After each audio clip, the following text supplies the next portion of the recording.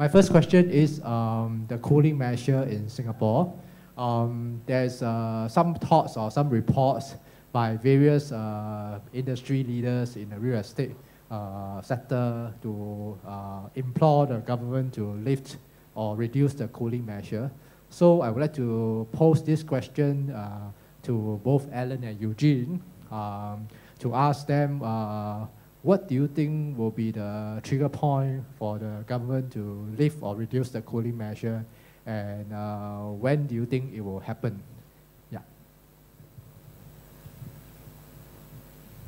The trigger, well, there's no trigger now because everyone is just guessing what is the downside, how much they want them to see it to come down, 10%, 15% or whatever, or is it time driven? But there will be a trigger. The trigger will be, of course, if you think there's a crisis. If there's a crisis, it will trigger them to remove or tweak the cooling measures.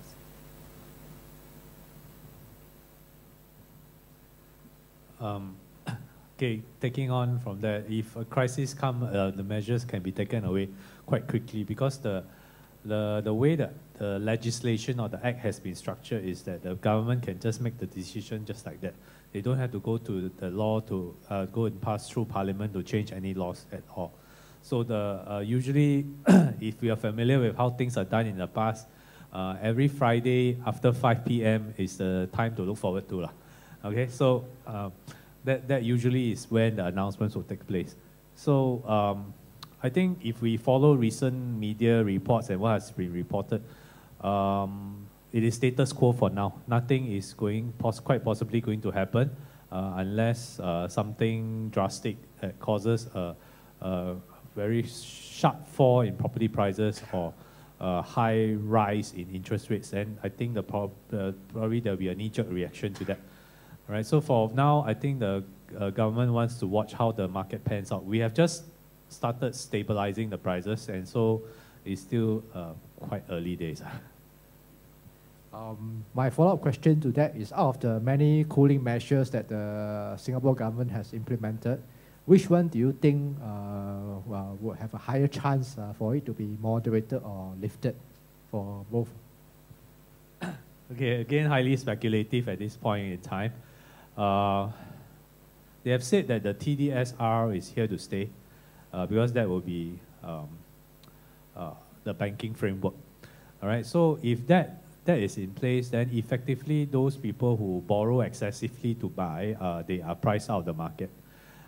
Those who also currently overly geared, they will have to restructure their loans because when it comes to loan renewals and all that, they will be impacted.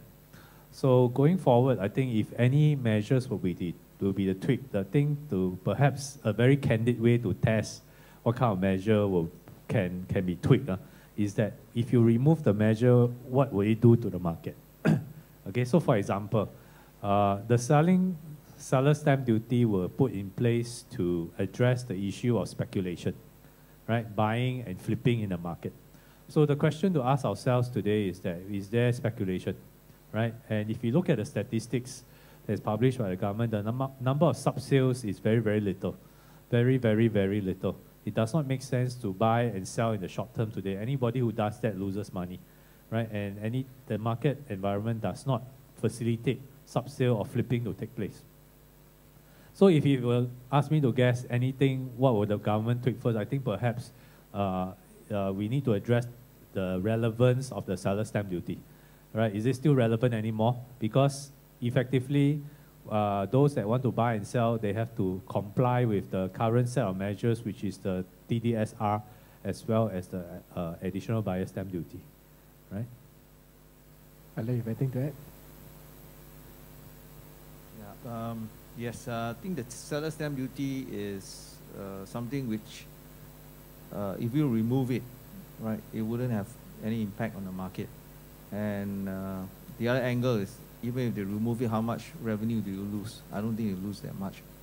The other is maybe perhaps the ABSD, because the ABSD has been, you see, if you tweak around the TDSR, it will just make the ratios, the banking, the borrowing, the gearing ratios among households and the loan to deposit ratios in the banks worse. So tweaking the TDSR is possible but unlikely. But the ABSD is what that is turning off a lot of overseas buyers. So at 15%, if you actually lower it, you bring in foreign capital back into the Singapore banking system. And you know, loans growth now is negative. I mean, not loans growth, deposit growth is negative. If you just tweak the ABSD for overseas or across the board, you may be able to attract back overseas investors back here and keep deposits in Singapore. The other side of the story is as there are more cooling measures in Singapore, more and more Singaporean investors are turning to overseas properties to hedge against inflation and protect their wealth. And Malaysia is ranked as one of the top market that Singaporeans invest in. In fact, there are some reports to indicate that 50% of Singaporean overseas investments in Malaysia. So correspondingly, in Malaysia, there was also a round of cooling measures announced by the Prime Minister Najib. So I would like to ask both Mr. Ho Chin Soon and Dr. Jason Teo from the other side of the causeway to comment on the cooling measures launched in Malaysia and which are the one that will have the highest impact to the market, and what should a foreign investor strategize? How should a foreign investor strategize his options in Malaysia? So I was thinking this kind of questions, Dr. Jason Teo is the correct person to answer. It's because he deals with this almost on the daily basis. We are map makers, we play helicopters. What do we know about this?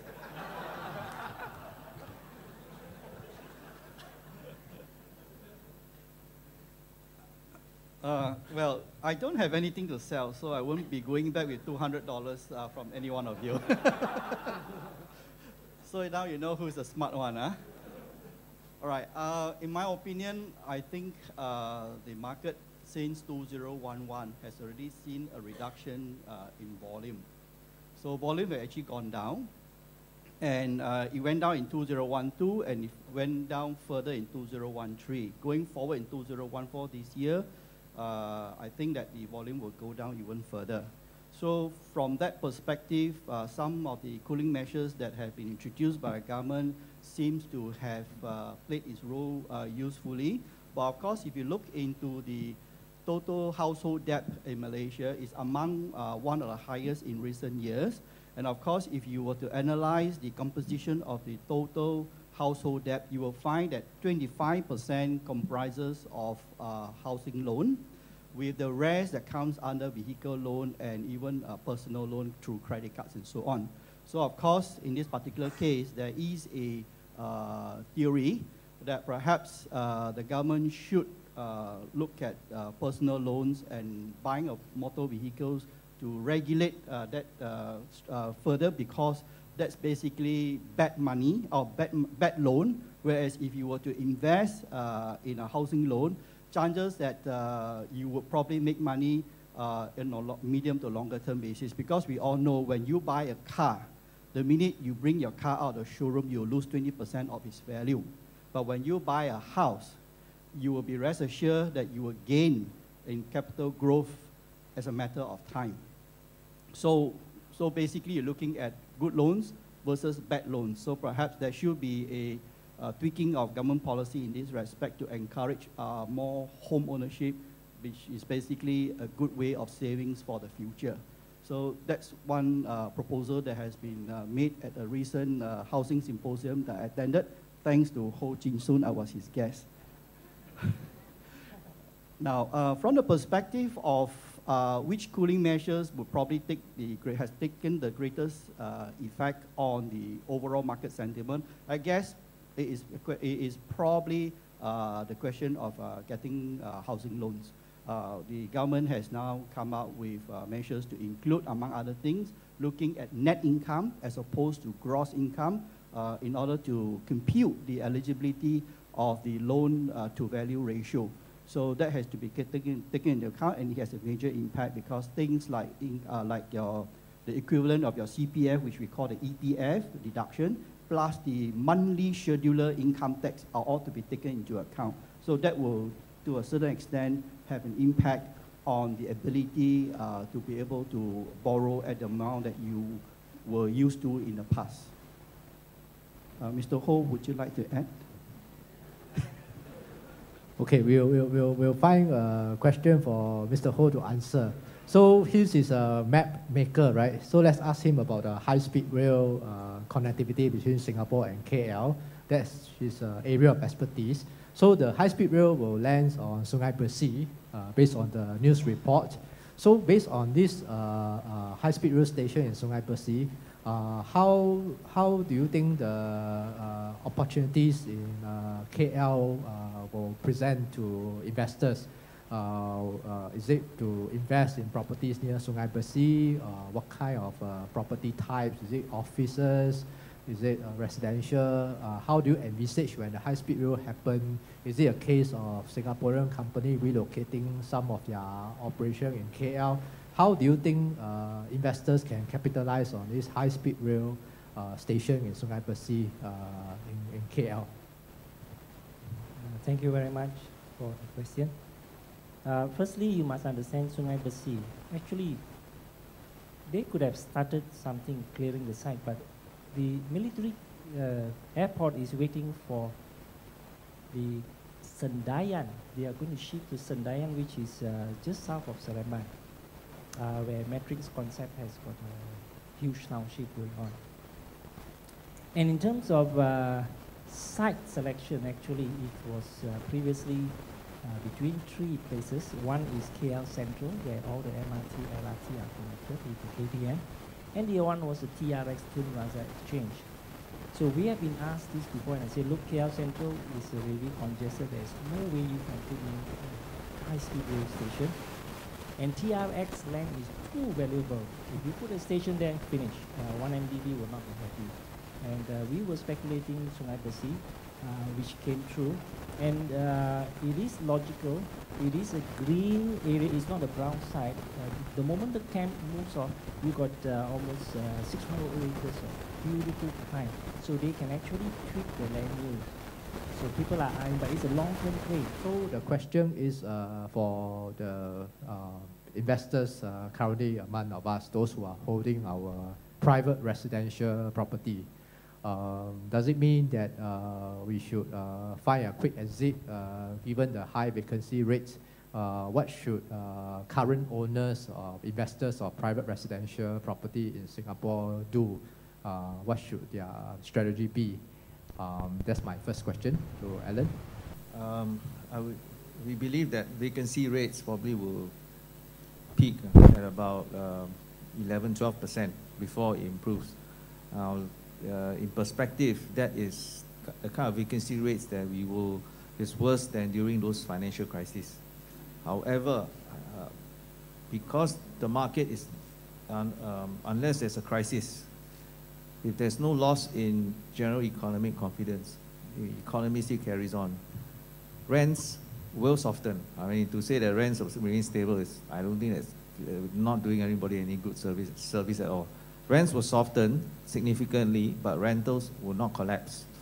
For those who have units that get TOP'd very soon, I think they will try to rent out. There's great pressure, competition for units located in certain OCR, RCR regions that just get their TOP. So rents will thus probably fall by about 10-15% over the course of the next 1 year. But having said that, we don't probably see a 30-40% rental decline unless you have a crisis. Do you have any comment? I think adopt a very practical approach. Instead of holding out for the extra few $100 rental, I think be very realistic. I will grab the first tenant I can at the price which I got. As long as I can afford, as long as I can cover my installment, all right? I think adopt a more practical approach for now. Because the longer you wait, the more time on the market means your property nobody want. All right, so I would adopt a very practical approach. Okay.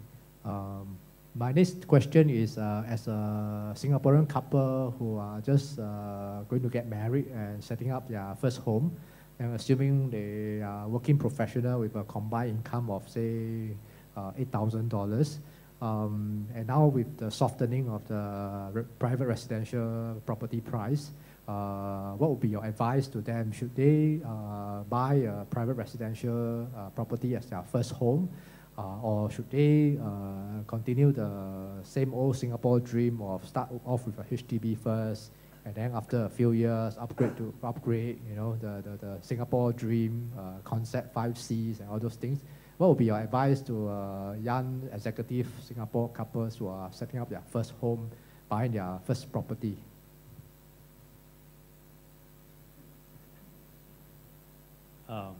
8,000 income, I think the most practical thing to do is to buy a BTO flat, right? Because anyone who buys a BTO flat today, wait for 5 years, sell it, will make money, right? I never seen anybody lose money before. But if you buy a private property today, I don't know, all right? You probably need to hold out for a longer period to and probably enjoy the same level of gain, all right? So actually, this map already planned out by the very highly educated scholars in our government, all right, that there is a direction to follow. So unless you have extra financing from the bank of daddy, bank of mommy, I think the more practical approach, if you like most people like me like that, when I started, I just buy a BTO flat. I just follow the direction, all right, and then you just progress logically. Yeah, I agree with what Eugene said, because there's also the rules also actually favor you to buy the BTO or HDB flat, because if you have a HDB flat, you can buy private. If you buy private, you want to go back to HDB, you want to buy a second home, HDB, it's not possible unless you sell the private. Then secondly, something that some of the young couples don't think of, or those in their 30s, they think that their salaries will keep on increasing. But that was the kind of thinking you probably could adopt in the 90s, right? When you are in the mid-30s, you can afford, or 30 or 35, you think you can buy a private, your salaries will keep on going up. But do keep in mind that today there is such thing as structural unemployment, and these things are receding. The age group that is coming, being structurally affected, is receding back down to, for some in say engineering professions, early 40s. So it's better to delay your private property purchases till you have greater clarity of where you are by the age of 35, 36. You don't want to buy something at 35, or sorry, early 30s, and then you don't know what's going to happen to your career. You think it's a straight line up. No, jobs may move out of Singapore, right? So I think you have to plan with this thing in mind. Yeah, that's right. Just looking at Ho Chin Soon's picture of Iskandar industrial landscape, jobs may move out of Singapore to Iskandar also. Okay. Okay, my next question is to Dr. Jason Teo. Just now he talked about Penang as the city for people to visit, to die for, but before they die must visit. And it's a retirement haven for many people. So he also shared with us about the MM2H program of Malaysia. So maybe I would like to ask Jason to share with us some of the key ingredients of MM2H program. I'm sure at the back of many Singaporeans' mind, we are thinking about retiring in some nice places, not so fast-paced and high cost as Singapore. And also for a Singapore investor who wants to invest in Penang, should he go in as a normal investor, or should he take advantage of the MM2H program? Is there any value or benefits to take up this program? First and foremost, there is no requirement to participate in MM2H to buy a property in Penang. Second thing that you want to take note is that, of course, if you are a participant in MM2H, you do have some preferential treatment coming from the bank in terms of loan financing. So that could be something that you might want to consider, but it's not a necessity to purchase a home in Penang. The only considerations that you need to take into account when you want to purchase a home in Penang is that if you're buying a strata title property, it has to be at least 1 million and above. However, if you're looking into buying landed property, of which there is no restrictions, unlike in Singapore, it's basically 2 million and above. So you can easily buy a conservation home or even a terrace house, and they will generally be more than 2 million ringgit. So there's no restrictions on foreigners buying property other than the fact that basically you just have to pay a 3% levy. So as a Singaporean, you're entitled to buy commercial property, of course, residential property, industrial properties. So basically, there's very few restrictions. Now, MM2H has always been seen to be used as a tool to promote properties to the foreigners at large. Of course, when it comes to an application for MM2H, the Ministry of Home Affairs will usually have a last say as to whether you do qualify or not. But I would think that insofar as this Singaporean is concerned, that shouldn't be much of a problem. As to whether it's an advantage for you to do so or not, as to whether would you need to participate in MM2H program to participate in property investment, I think the answer is obviously no. All right, what was your next question? Any benefits to use MM2H to invest in property? Not necessarily a major benefit from that perspective, because if you talk to most of the banks, by and large, although they are quite comfortable, obviously, to lending money to people who qualify, especially Malaysians, they also have a similar treatment of Singaporeans. Somehow or other, they take Singaporeans to be a relatively good risk to take. Of course, if you're from China, you're from Bangladesh, or you're from Indonesia, then that will be taken into account. The margin of financing will be much lower, especially if they perceive that you are never domiciled in Malaysia, you don't have a work pass, so as to speak, so that when it comes to mortgage repayment, monthly installment, things like that will feature into their perception. So if you're Singaporean, usually no issue. Okay. So my next question is directed at Mr. Ho. Oh yeah, there's a question, please. You can also write your questions and pass it to the MC if you are shy to take the mic. Yeah, good afternoon, gentlemen. My name is Chong from Johor Bahru. Two questions, one for Mr. Ho, my old friend. The question one is on this Shenzhen and Johor Bahru or Iskandar. Actually, from day one, when Iskandar is launched in 2006 by our previous Prime Minister, Abdullah Badawi, we really said Shenzhen and Hong Kong relationship is very different from Iskandar and Singapore. Because Hong Kong already returned to China. So it's so-called one country, two systems. But Singapore and Iskandar is two different jurisdictions, two countries now. Unless Singapore rejoin Malaysia one day. So from 2006 until now, after 8 years, I still disagree that it shouldn't mirror Shenzhen. I think it had to be something by itself. Especially now, Iskandar, Malaysia is fairly well known globally, especially our two incidents in MAS. I went to Shanghai, even the taxi driver also know Malaysia now because of our incident. Okay. So that is the first question. Do we still really want to promote Iskandar like Shenzhen? Question number two, for our Singaporean speaker. I remember after the last election in Singapore, your housing minister, that was also a previously Penang guy, Mr. Koh. Yeah, he was from Penang. I thought they implement a new policy. Any Singaporean, if you buy a property overseas, including in Malaysia, you had to sell your STB flat. So I'm not sure this policy is really implemented or already adopted. Please enlighten me on this. Thank you. You want to take first, or you want to let Eugene take first? Okay, if you are, maybe I talked about that one. If you are HDB flat owner and you have satisfied your 5-year minimum occupation period, you can actually buy a private property, or you can buy an overseas residential property without having to sell your HDB flat. But if it is the other way around, for example, I'm a private property owner, and now I want to buy a HDB flat. After I buy the HDB flat, I have to sell off the private property. So that's why Alan is saying that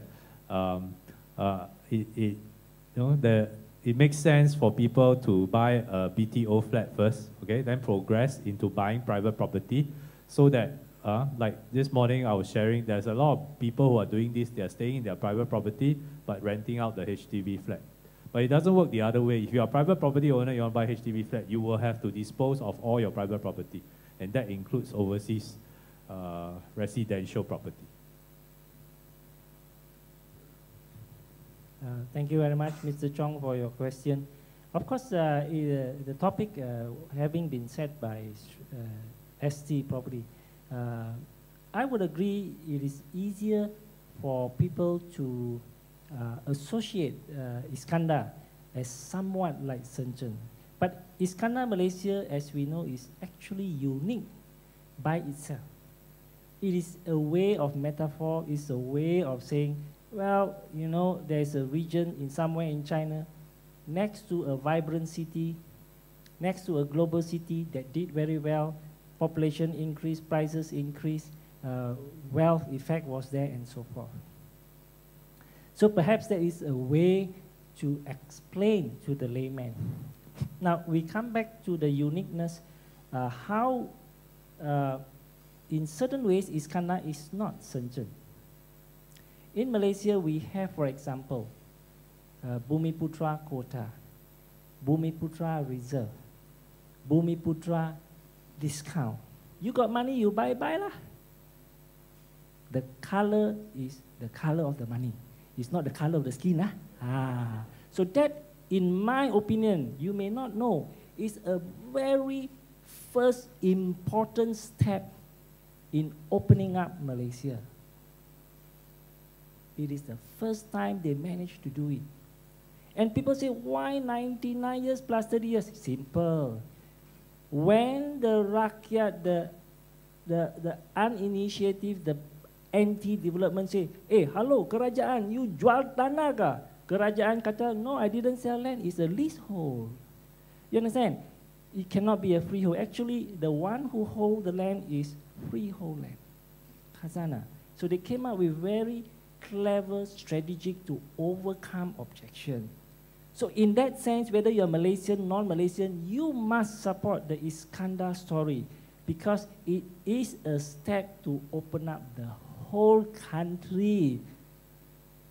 I hope you understand.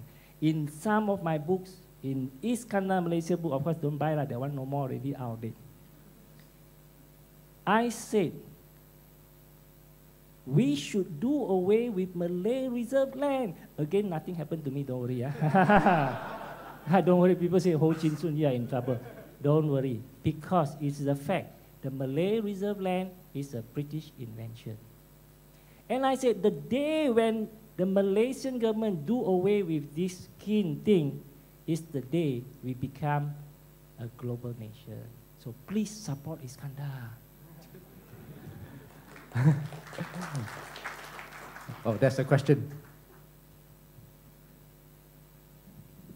Hi, my name is David. Just one for this Iskandar JB. You know, there's a lot of projects now coming up everywhere. Do you think there is going to be an oversupply? Oh, wow.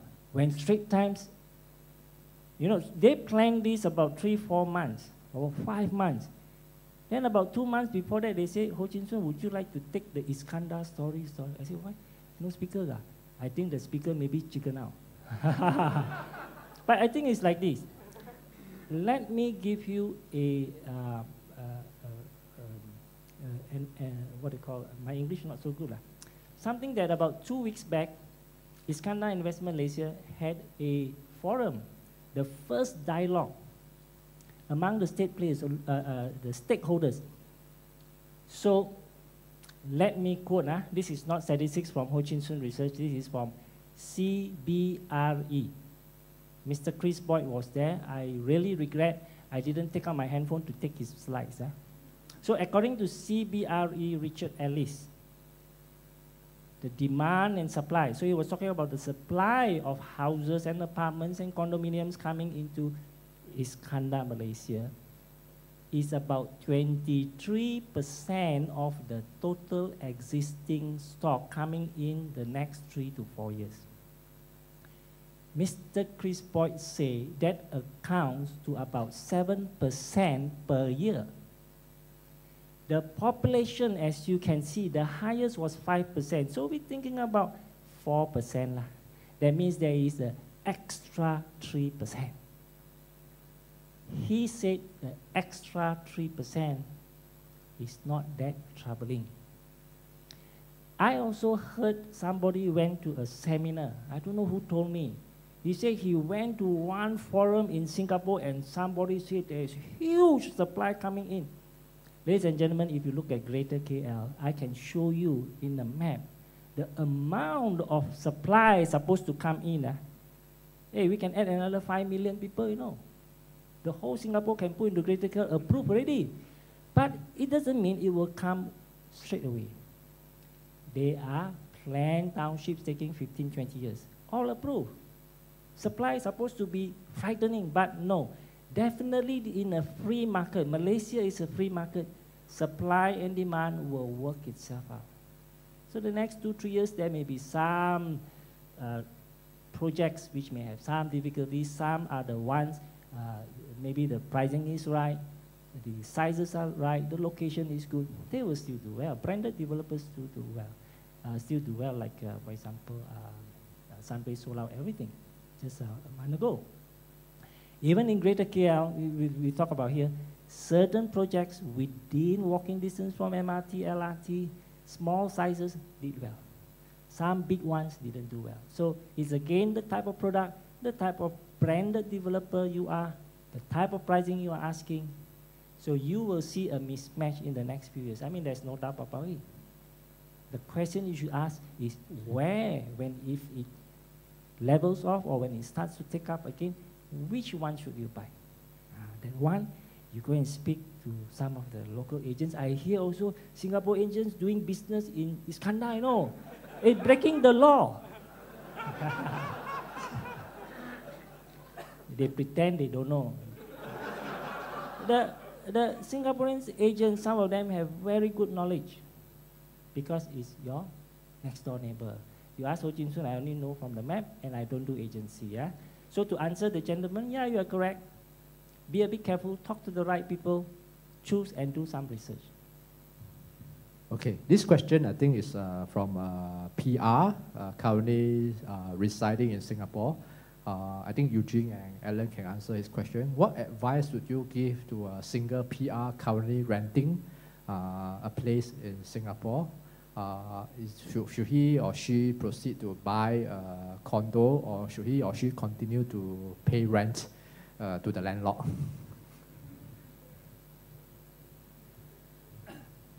I think it depends on how much rent you are paying to the landlord. Right? If you work out your sums and you find that the amount of rent you pay to the landlord is equivalent to what you would pay if you were to buy a place, then it makes sense for you to look at a place to buy. Because current markets, even if you will probably need immediate housing, so a place to look at will be in the resale market. And you'll find that the current environment, sellers are pretty realistic. So, but you need to do a bit of shopping, okay? You need to do a bit of legwork, perhaps move around, get a feel of what you really want and what it really fits your budget. So as a single person also, it's very important to understand that housing is a long-term commitment. So do your calculations first, speak to a banker, have your financing sorted out so you know exactly what's your budget so you don't overstretch. Like I say, it all depends how much rental you're actually paying. Yeah, so yes. This is a very interesting question. In Puteri Harbour, I could hear very loud live firing, I think from Singapore Armed Forces. Is there any indication whether such firing will be scaled down or even relocated? I think what he's trying to say is that there has been, because the development of Iskandar, Malaysia borders Singapore, and the Singapore border part usually, as Chin Soon mentioned, is used by SAF for a lot of live firing exercise. So I think the investor here is asking how will this pan out eventually when we continue to build up Iskandar, Malaysia, and then SAF has continued those live firing. How will this pan out? As a map maker, we are aware. We are aware of the land uses of where the We also know where you put your aeroplanes. Taiwan, Australia. In theory, of course, I don't know where you hit your underground tanks. That one is different method.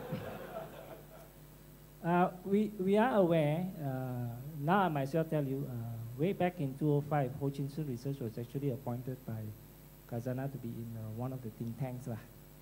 And one of the solutions why I suggested the Friendship Bridge should be at Nusa Jaya is because you go across and ask the army or the Singapore Air Force or what to sacrifice part of their land to do housing, because you have a population 7 million goal and then 10 million.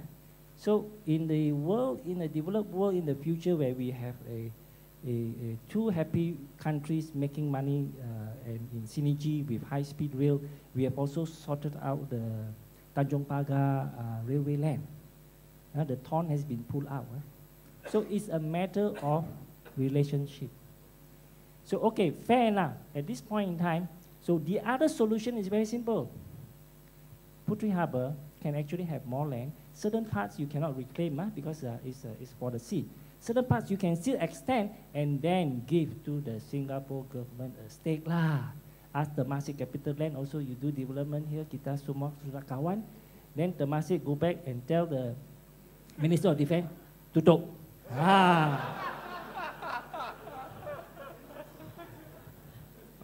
The rest have any comments? Thank you. Yeah, I have a question on Iskandar, Malaysia. Essentially, I believe in the story, and I've invested quite heavily in Iskandar. Basically, I would just want to find out in terms of the demand and supply of the dwelling units, the condos, is there a state government policy or federal Malaysia government policy to welcome foreigners to work in Iskandar? Because I believe if people are familiar with Boon Lay, some 10 years ago, all the flats are not taken up. You know, you basically, if you live on the 15th floor, you take an express lift down. There are no inhabitants whatsoever. But now, because of Singapore government welcoming foreigners, basically they just came in soaking up all the demand of dwelling units. So generally, at a big picture level, do you all know of any government policies to encourage foreigners working in Iskandar? There was a mention by Charlie Chia about Khazanah, which is one of the main drivers, creating a body called I2M to get more foreign companies coming in. Actually, it's because Iskandar, Malaysia started off as a small base. And Malaysia is not exactly a very big country. By the time when they started, we were about 26 million. Now we got about 30 million. We are not like China, 1 billion behind us, can just simply throw in 10 million. So that's the difficulty. Job creation is very important, industrial base, which is Ascenders and UEM, they are doing as fast as possible. I just showed you the slide. 2.5 months, they cleared the whole thing already. So all they do is just bring in the roads, the water, the electricity, and then the factories will be there. I think I'm sure they're doing the marketing there. So you got to be a little bit more patient. I mean, there's a general perception. The policemen are saying, look, tidy up the way you write, tidy up, do away with color-based reporting, everything will be fine. So it's a long-term thing. Iskandar, Malaysia is a long-term thing. 15 years ago, look, I showed you, world's largest container ship is now here. Previously, who believed in this? Not many people. So give it a little bit of time. Malaysia boleh, a little bit slow lah, never mind, but Malaysia boleh. Okay, I think this question is a follow-up to the earlier question I asked Eugene and Alan about a young couple, what should be their first house purchase. Assuming my house is, my income is unable to qualify for the BTO lah. That means it's probably exceed the income ceiling for BTO. So I have to decide between resale, HDB, and private condo. Which one should I choose? And also, assuming money is not an issue. And secondly, my loan tenure will be a bit short because I'm in my 40s already.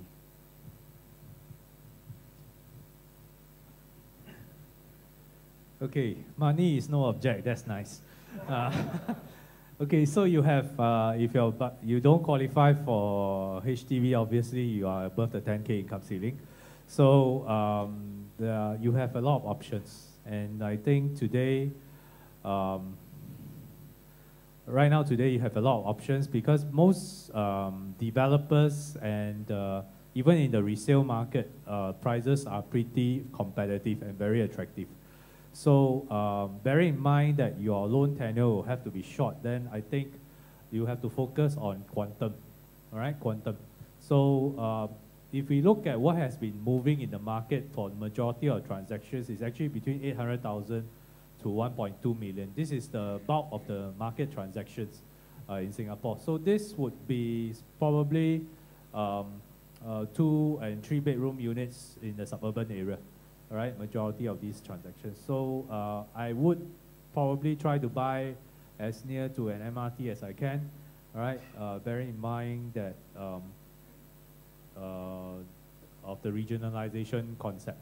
So I think look around, okay, put in this criteria, look around, see what you can come up with. All right, I think you have a lot of options. Alan, you have any? Money is not an issue, so if you can afford, go straight to landed property. For the reason very simple. If you look at the stats, for 1% rise in the URA property price index, generally non-landed is less than that, right? Terrace house rise at 1%. Semi-D rise at 1.1%. Oh, sorry, 1.1 times factor. And the GCB rises fastest. Means if $1 rise in of your average property price, the GCB will rise $1.34. So, question is, if you can afford, go for landed, because very simple. Housing is like income inequality. The world is not fair. The rich get richer. If you can jump up straight to the highest class, that end will pull you away. Right? But it's a question of your own finances. So if you can afford it, landed. If you think you want to stay with condo, well, use the ST property search engine. Because, to be honest, not all condo or projects rise at the same rate. If you go back to 1993-94, some condos were launched. For example, Harbourview Towers, launched at about $350 per square feet. Today it's over $1,000 per square feet. There are some in District 10, launched at $900 per square feet, $1,000 per square feet around there. Today they are going for $1,300 only, $1,300, $1,400. So the rate of price increase is not equal. Right? So do your own research. Right, do a search engine. Now we have a search engine to do this sort of stuff. So it's key, not across the board. Okay, to wrap up, I guess I'll just ask one last question to each of the speaker. I think in our minds here, as a property investor, we want to hear their advice. If you only have one bullet, and you have to shoot that bullet, for Ching Soon case, I want him to help us to identify just one hot spot that he would recommend to his friend, in KL and Iskandar, Malaysia. And for Eugene will be HDB, and then for Jason will be in Penang, and then for Alan will be in Singapore residential market. If you just have one bullet, and you can only shoot one bullet, where would you shoot? Wow, okay. Of course, before I tell you that, in Greater KL, we've been telling people follow the infrastructure, which means the MRT station and so forth. Of the projects in Greater KL, with a possibility, the Cochrane station, the Maluri station, the Maluri LRT station, and possibly the Maluri Circle station, I would think Velocity is one of them lah. For Iskandar, Malaysia, is a tough call. You got flagship A and B.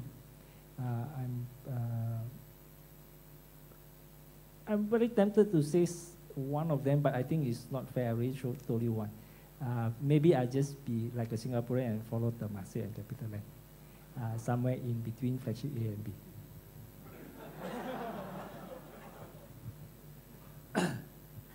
Okay, the advice seems to be follow your government. So I'll follow the government's, for HDB, I'll follow the government's regionalization policy. You got straight for the regional center, you can't go wrong. Okay, this is where they are spending all the resources in the next master plan, in the leading up to the next 10, 15 years. So you can't go wrong in a regional center.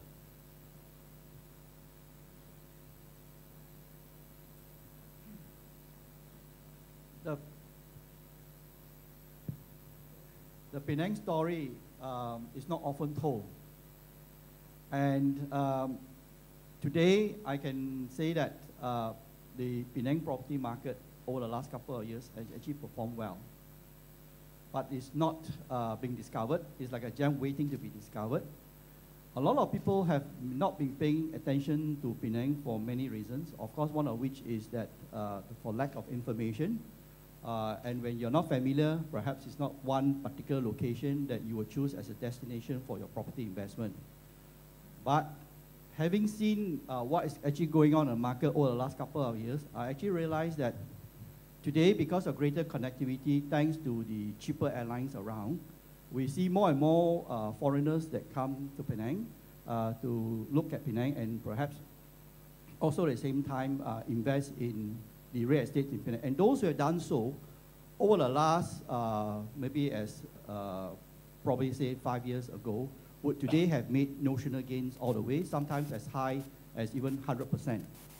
I've got clients from both Singapore and Hong Kong who had the foresight to invest 5 years ago, and today they are all gaining, making huge gains of sometimes 100%, sometimes even more than 100% on some of the assets which they have acquired. I think you would have actually probably agreed with me that if you have been tracking the Penang property market as a whole, you would realize that today we are seeing property values at levels that were considered to be relatively unprecedented and having grown at such a rapid pace over a short period of time. And there could be, of course, there are, of course, many contributing reasons as to why this has actually happened. But nevertheless, I will not go through them. But this is actually what has taken place over the last couple of years. The market has really performed very, very well. Now, if I have a single bullet today, and if I need to spend a bullet, I will probably go into what I would consider to be buying one, not one of the many, obviously, because I don't want to compete with everybody for tenants. I don't want to compete with everybody when I need to exit and when I need to sell. I will obviously choose and buy one of the few. Now, what do I mean by one of the few? I will go into an asset class which is basically considered to be limited edition. Meaning to say it will no longer be produced, neither can it be replicated at all. All right? And if that is the basis of the underpinning reason for my investment, obviously I will vote very strongly for conservation and heritage homes in the inner city of Georgetown. Now, you might think that based on the chart that I've shown you, that the gradient of growth has been indeed very steep over the recent years.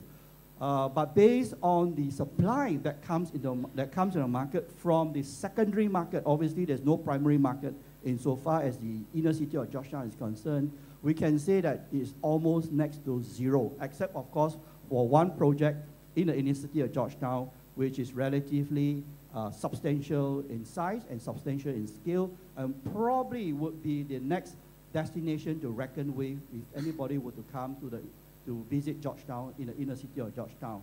All right, I'm quite sure those of you who have been to Georgetown, you would have enjoyed having your cafe, all right, and perhaps even your dinner, dining in one of those places, one of those conservation homes that have been rehabilitated, and you would have actually enjoyed the ambience and experience of being there.